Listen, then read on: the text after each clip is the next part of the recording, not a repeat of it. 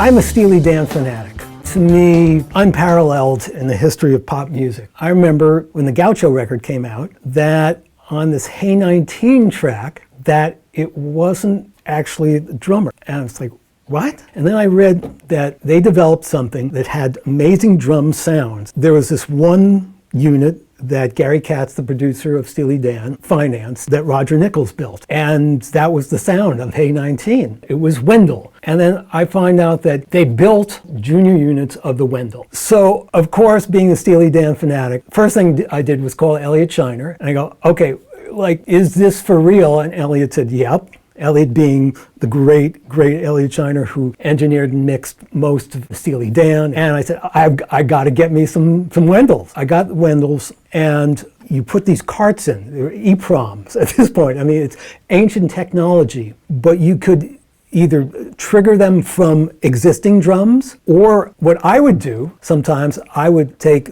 a track and I would literally take my finger or a pencil and I would have a little microphone and then trigger that, and I would create a boom, back, boom, boom, back, boom, back, boom, boom, back, with the great Steely Dan drum sounds. Well, shit, I get to use the best drum sound there are, and I can kind of do it myself. But this is the original drum replacers with the amazing Steely Dan sound. And on top of that, the units were sitting at Sorcerer Sound in New York City sometime in the 90s. And Gary Katz happened to be doing something at the other studio at Sorcerer Sound, came downstairs, saw these Wendels, and Gary signed with a grease pencil something funny like, you know, I hope you have been having better luck with them than I had. You know, best Gary Katz. So that's my best Steely Dan memorabilia. I've got Gary Katz signing my Wendels.